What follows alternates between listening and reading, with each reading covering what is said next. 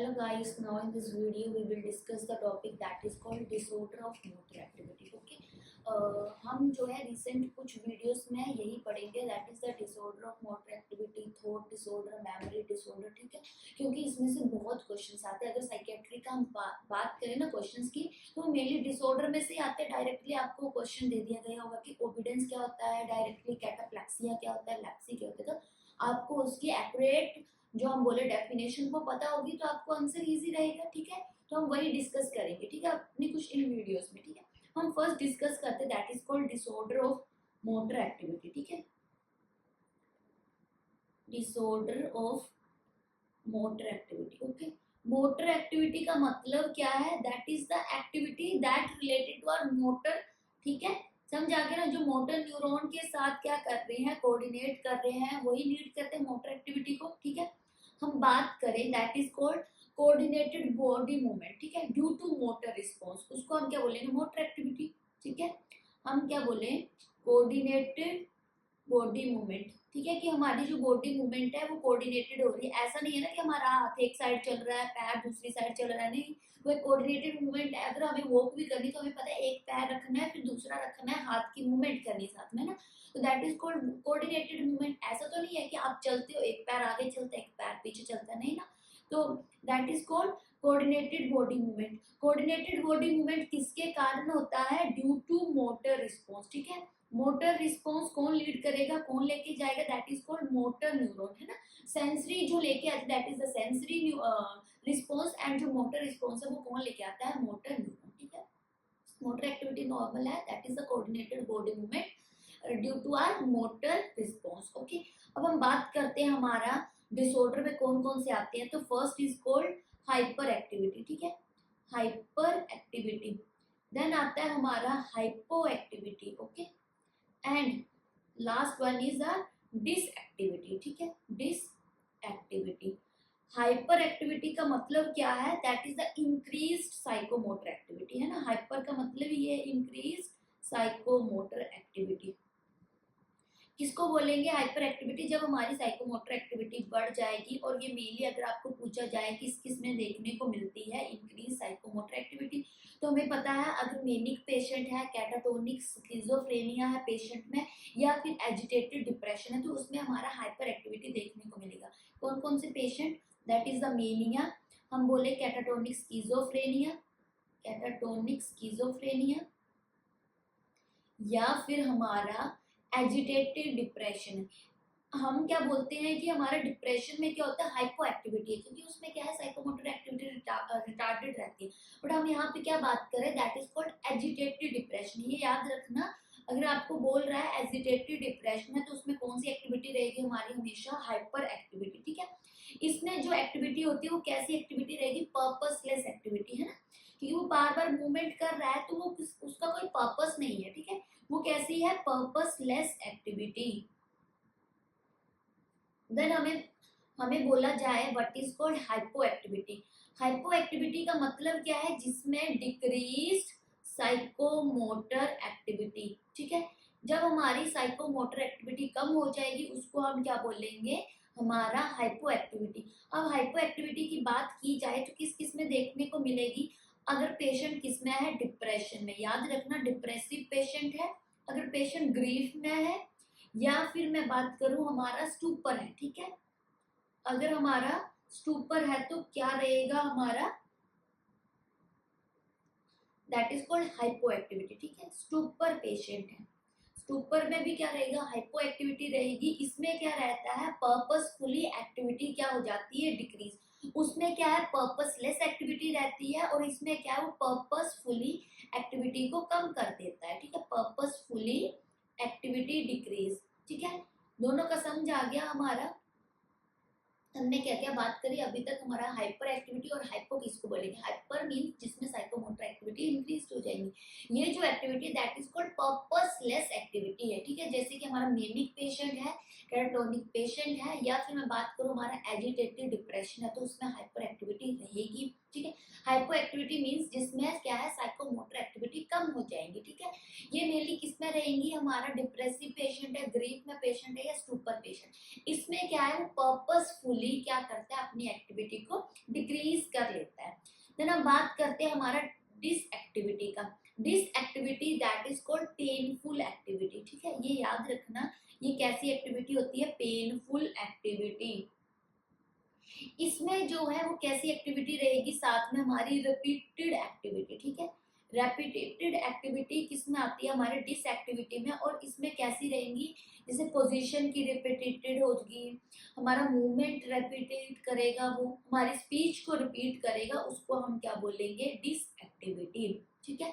अब हम इसमें बात करें हमारा क्या क्या जो है आता है, तो फर्स्ट हम किसकी बात कर रहे हैं, कौन सी क्लासिफिकेशन की, डिस एक्टिविटी की, ठीक है। डिस एक्टिविटी में क्या क्या आता है, डिस एक्टिविटी, इसमें फर्स्ट हमारा रहेगा that is called or waxy flexibility, ठीक है, बैकसे फ्लेक्सिबिलिटी, ये टर्म्स याद रखना आपको इम्पोर्टेंट है, ठीक है। बैकसे फ्लेक्सिबिलिटी का मतलब क्या है, जो इंडिविजुअल होगा वो क्या करेगा, अपनी मूवमेंट में कोई चेंज नहीं करेगा, ठीक है, बट इसमें जो उसका बॉडी रहेगा वो कैसा रहेगा, फ्लेक्सिबल।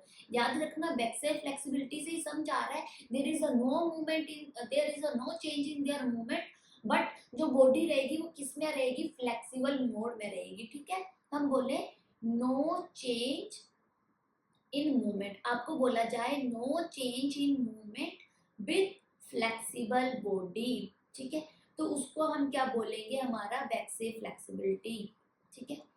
देन हम बात करें सेकंड वन हमारा क्या है, sorry, second one is called catalepsy, catalepsy, ठीक है।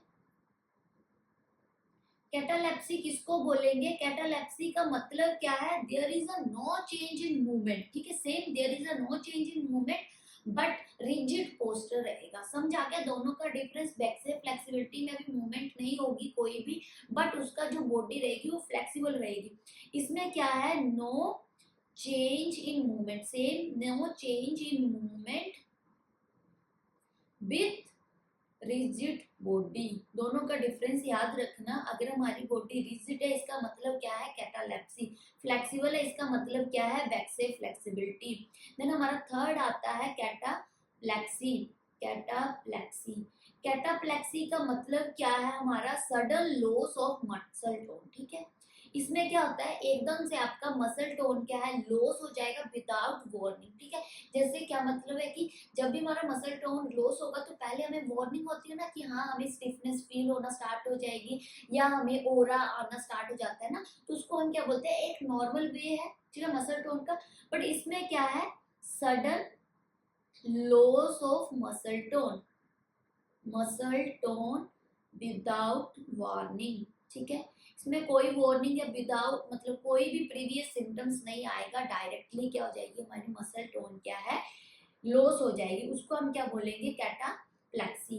देन हम बात करते हैं हमारा वर्बिग्रेशन।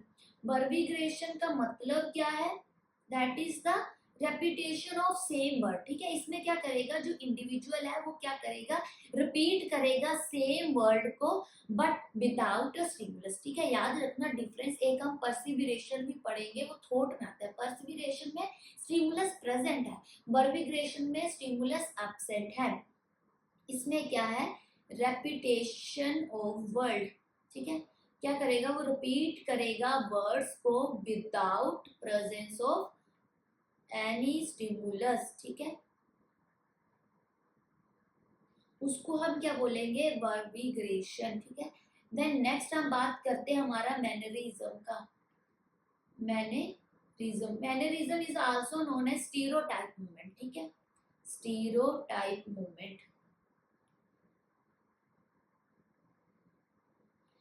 मैनरिज्म का मतलब क्या है, इनवॉलंटरी रेपिटेटिव मूवमेंट रहेगी, लाइक कि मैं बार बार क्या कर रही हूँ, अपने नोज को टच कर रही हूँ या कोई भी बार बार ऐसा एक्टिविटी कर रही हूँ, बट वो क्या है, हमारी पर्पस लेस है, ठीक है, जिसका कोई पर्पस नहीं है।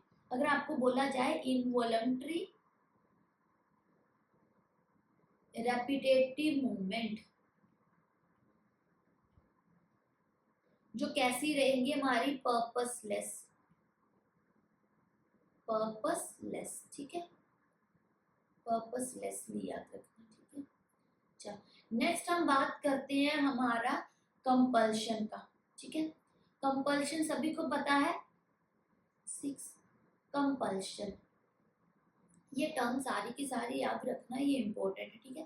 कंपल्शन हम किसको बोलते हैं, दैट इज द कि आपके अनवांटेड थॉट्स आ रहे हैं, सॉरी वो कि हमारे अनवांटेड थॉट्स आ रहे हैं, दैट इज कॉल्ड ऑब्सेशन, वो हमारा थिंकिंग माइंड। कंपल्शन का मतलब क्या होता है, अनवांटेड थॉट्स जो आ रहे हैं उनके लिए जो एक्शन किया जा रहा है, ठीक है। तो हम क्या बोले, एक्शन डन, ठीक है। जो हम एक्शन कर रहे हैं किसके लिए, फॉर अनवांटेड थॉट्स के लिए, अनवांटेड थॉट्स के लिए जो हम एक्शन कर रहे हैं उसको हम क्या बोलते हैं, कंपल्शन। मींस कि बार बार किसी थॉट के लिए वो एक्शन कर रहे हैं उसको हम बोलेंगे कंपल्शन, ठीक है। जैसे हमारा ओसीडी में रहता है, उसमें क्या होता है, ऑब्सेशन प्लस कंपल्शन। ऑब्सेशन मतलब रेपिटेटिव थॉट्स आएंगे, कंपल्शन मतलब उन थॉट को निकालने के लिए वो क्या करेगा, एक्टिविटी करेगा। और ये सब प्रोसेस क्यों कर रहा है, ताकि वो अपनी एंजाइटी को रिलीव कर सके, ठीक है। उसको हम क्या बोलते हैं, ओसीडी। समझ आ गया। देन हम नेक्स्ट बात करते हैं हमारा टिक। टिक्स का मतलब क्या है, एबनॉर्मल और इनवॉलंटरी पर्पसलेस मूवमेंट, ठीक है। ये मेनली किसमें रहती है, चिल्ड्रन में, याद रखना। एबनॉर्मल और इनवॉलंटरी पर्पसलेस मूवमेंट। अगर आपको पूछा जाए मेजरली किसमें प्रेजेंट रहते हैं, हमारे चिल्ड्रन में, ठीक है। देन हम बात करते हैं रेपिटेटेड स्पीच की। रेपिटेटेड स्पीच मतलब स्टीरियोटाइप स्पीच, जैसे आपने कुछ बोला तो वो भी रिपीट करेगा, ठीक है। या वो एक ही सेंटेंस को बार बार बोलता रहेगा, मेरा नाम ये है, मेरा नाम ये है, मेरा नाम ये है, तो वो बार बार रिपीट कर रहा है, उसको हम क्या बोलेंगे, रेपिटेटेड स्पीच, ठीक है। अनदर नेम क्या है इसका, स्टीरियोटाइप स्पीच। देन नेक्स्ट आता है हमारा डिसलेक्सिया, ठीक है। Dyslexia means difficulty in learning to read, ठीक है। उसमें क्या है, उसको डिफिकल्टी आ रही है लर्न करने में जो वो पढ़ रहा है, ठीक है। इसमें हम बोले तो difficulty in learning to read, मतलब क्या है, वो किसी सब्जेक्ट को रिपीट नहीं कर पा रहा है, या उसको सॉरी उसको रीड नहीं कर पा रहा है, उसमें उसको डिफिकल्टी आ रही है, दैट इज कॉल्ड डिसलेक्सिया। और हम बोले या फिर वो इंटरप्रेट नहीं कर पा रहा है वर्ड्स को, ठीक है, या फिर हमारे लेटर्स एंड कोई भी अदर सिंबल्स है, ठीक है, उनको क्या है, वो क्या नहीं कर पा रहा है, इंटरप्रेट नहीं कर पा रहा है, उसको हम क्या बोलेंगे, हमारा डिसलेक्सिया। बट ये क्या है, उसकी जर्नल इंटेलिजेंस को अफेक्ट नहीं करेगी, ठीक है। But do not affect journal intelligence. समझ आ गया। इसमें हम क्या बोल रहे हैं, डिसलेक्सिया में डिफिकल्टी आ रही है उसको रीड करने में, इंटरप्रेट करने में, लेटर्स को, सिंबल्स को, ठीक है। बट वो उसकी जो जर्नल इंटेलिजेंस है उसको अफेक्ट नहीं करेगा, ठीक है। That is called dyslexia. Then suicide में क्या होता है, नेक्स्ट हम बात करें सुसाइड की। सुसाइड मतलब वो ऐसा एक्ट करेगा जिससे उसको खुद को हार्म होगा, ठीक है। Act to harm oneself. अच्छा, अगर इसमें आपको पूछा जाए ये जो हमारा सुसाइड है वो मोस्ट कॉमनली किसमें देखने को मिलता है, तो हमें पता है किसमें, डिप्रेशन में। याद रखना, सुसाइड किसमें रहेगा, डिप्रेशन में। इसमें क्या है, वो ऐसा एक्ट करेगा जिससे खुद को ही क्या होगा, हार्म रहेगा। तो हम बात करते हैं हमारा वायलेंस की। वायलेंस में क्या होता है, वो ऐसा एक्शन करेगा जिससे हार्म किसको होगा, अदर्स को। एक्ट टू हार्म अदर्स, ठीक है। ये मेनली किसमें प्रेजेंट रहेगा, जो मेनिक पेशेंट होंगे, जो हमारे एजिटेटेड पेशेंट होंगे, ठीक है, उनमें क्या रहेगा, वायलेंस रहेगा। तो इसमें first nursing priority is the safety, ठीक है, safety of the patient and safety of the others, ठीक है। देन हम बात करें हमारा ऑटोमेटिक ओबिडेंस, ठीक है। ऑटोमेटिक ओबिडेंस का मतलब क्या है, जिसमें वो क्या करेगा, ऑटोमेटिकली ओबे करेगा कमांड को, या जो भी एक्टिविटी है उसको क्या करेगा, ऑटोमेटिकली ओबे करेगा। आपको बोलने की जरूरत नहीं होगी, कितनी अच्छी बात है ना। देन हमारा इमिटेटिव एक्टिविटी। इमिटेटिव एक्टिविटी में क्या होगा, वो दूसरे की एक्टिविटी को फॉलो करेगा। इसमें आता है हमारा इकोलेलिया, ठीक है, और इकोपाइरेक्सिया, ठीक है। इकोलेलिया मतलब क्या है, that is parrot like sound, ठीक है। पैरेट लाइक साउंड मतलब जैसे हम बोलते हैं, तोता भी हमारे पीछे पीछे बोलते हैं, सेम ये इंडिविजुअल क्या करेगा, रेपिटेटिव ऑफ वॉइस, ठीक है, या मैं बोलूं इमिटेटिव, ठीक है, ऑफ वॉइस। और ये मेनली किसमें रहेगा, जो कैटाटोनिक स्टूपर वाला पेशेंट है या कैटाटोनिक स्किज़ोफ्रेनिया वाला पेशेंट है। इसमें क्या होगा, जैसे मान लो आप बोलोगे व्हाट इज योर नेम, तो पेशेंट भी बोलेगा व्हाट इज योर नेम, ठीक है। तो सेम जो आप लाइन बोल रहे हो, जो आप सेंटेंस बोल रहे हो, उसको ही रिपीट करना, दैट इज कॉल्ड इकोलेलिया, जिसको हम बोलते हैं पैरेट लाइक साउंड। इकोपाइरेक्सिया में क्या होता है, repetition of movement, repetition of movement, या मैं बोलूं एक्टिविटी या फिजिकल एक्टिविटी ऑफ अदर्स, ठीक है। कि दूसरे की अगर मैं हाथ उठा रही हूँ वो भी हाथ उठाएगा, मैं मतलब कोई मूव कर रही हूँ वो भी सेम मूव करेगा, मतलब मेरी कॉपी जो करेगा उसको हम क्या बोलेंगे, इकोपरेक्सिया। देन हम नेक्स्ट बात करते हैं हमारा पहला ले लिया, पहली ले लिया। पहली ले लिया का मतलब क्या होता है, repetition of self spoken words, ठीक है। इसमें क्या है, मैं अपने ही वर्ड्स को बार बार बोलती रहूंगी। जैसे मैंने कुछ बोला, जैसे मैंने लाइक बोल दिया नर्सिंग नर्सिंग नर्सिंग नर्सिंग, तो मैं अपने ही वर्ड को बार बार रिपीट कर रही हूँ, ठीक है। तो उसको हम क्या बोलेंगे, पहला ले लिया। इसमें क्या होगा, repetition of self spoken word, ठीक है, with decrease in tone, pressure and volume. समझ आ रहा है कि जब मैंने बोला कि जैसे मैंने कुछ ही बोला, मैं यहाँ मैं मतलब कहाँ, मैं कहीं पे भी रहती हूँ, मैं एम्स में जॉब कर रही हूँ, मैंने बोला मैं एम्स में जॉब कर रही हूँ। फर्स्ट तो मेरा अच्छी टोन रहेगी, फिर धीरे धीरे पहले हाई पिच रहेगी, फिर लो पिच आती रहेगी, और वॉल्यूम भी कम होता रहेगा, ठीक है। कि पहले मैंने बोला मैं एम्स में जॉब करती हूँ, मैं एम्स में जॉब करती हूँ, फिर मेरी टोन कम हो जाएगी, फिर मैं बोलूँगी मैं एम्स, मैं ऐसे करके, ठीक है। तो वो क्या हो गया, हमारा पहला ले लिया, ठीक है। देन हम बात करते हैं कैप्रो ले लिया, सॉरी कोप्रो ले लिया, कोप्रो ले लिया। कोप्रो ले लिया में क्या होता है, वो ऑब्सेंस वर्ड का यूज करता है जो कि सोशली एक्सेप्टेबल नहीं है, ठीक है। Use of absence word, absence word in language in public place, ठीक है। लाइक कि हमने कोई भी ऐसा वर्ड बोल दिया पब्लिक में जो कि क्या है, सोशली एक्सेप्टेबल नहीं है, ठीक है। जैसे कि किसी को गाली दे दी तो वो भी सोशली एक्सेप्टेबल नहीं है, उसको हम क्या बोलेंगे, कोप्रो ले लिया, ठीक है। देन हम बात करते हैं हमारा कोप्रोप्रेक्सिया। कोप्रोप्रेक्सिया का मतलब क्या है, जिसमें हमने क्या कर दिया, ऑब्सेंस एक्टिविटी कर दी, या ऑब्सेंस कोई भी एक्शन कर दिया in a public place, obscene action in public place, जो क्या है हमारा, सोशली अनएक्सेप्टेबल, ठीक है। ये याद रखना, हमने कोई ऐसा एक्शन कर दिया जो कि सोशली एक्सेप्टेबल नहीं है, उसको हम बोलेंगे कोप्रोप्रेक्सिया। कोप्रोलेलिया में ऐसा कोई वर्ड यूज कर दिया पब्लिक प्लेस में जो सोशली एक्सेप्टेबल नहीं है, ठीक है। देन हम बात करते हैं हमारा डिसलेलिया, ठीक है। डिसलेलिया मीन्स की इनएबिलिटी टू आर्टिकुलेट कॉम्प्रहेंसिबल स्पीच, मतलब क्या है, जो भी वो स्पीच बोलेगा उसको वो मतलब कि कोऑर्डिनेट नहीं कर पाएगा, उसको कंबाइन नहीं पाएगा। जैसे मैंने एक सेंटेंस बोलना था कि मैं यहाँ पर जॉब कर रही हूँ, तो मैं बोल नहीं कर पाऊंगी, मैं ऐसे बोलूंगी कि मैं यहाँ, फिर मैं कोई और बात कर दूंगी, तो मैं उस चीज को आर्टिकुलेट नहीं कर पा रही, उस पूरे सेंटेंस को जोड़ नहीं पा रही, उसका मतलब है डिसलेलिया, ठीक है। inability to articulate comprehensible speech, उसको हम क्या बोलेंगे, डिसलेलिया, ठीक है।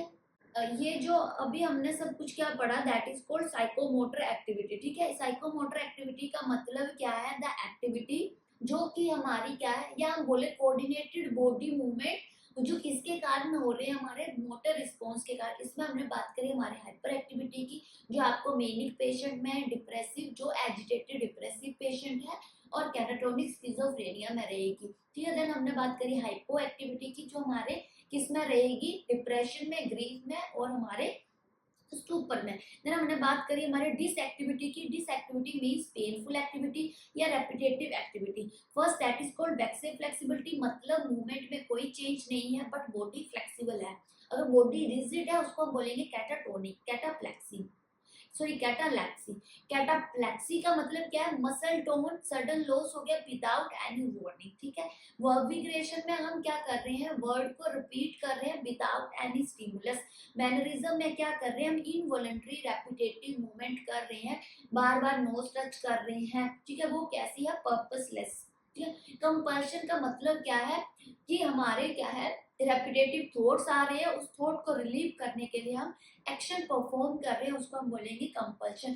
टिक का मतलब क्या है, अब नॉर्मल या इनवॉलंटरी क्या है, मोटर मूवमेंट हो रही है, वो जो कि मेनली चाइल्ड में है। ठीक है, देन हम बात करते हैं repetitive speech, that is also called stereotype speech. Then dyslexia means कि उसमें क्या है, वो क्या नहीं कर पा रहा, इंटरप्रेट नहीं कर पा रहा, रीड नहीं कर पा रहा हमारे जो भी वर्ड्स है, जो भी लेटर्स है, जो भी सिंबल्स है। ठीक है, बट ये उसकी जो जर्नल इंटेलिजेंस है उसको अफेक्ट नहीं करेगा। सुसाइड में क्या होगा कि वो ऐसे एक्शन करेगा जिससे खुद को हार्म होगा, मेनली डिप्रेशन में होगा।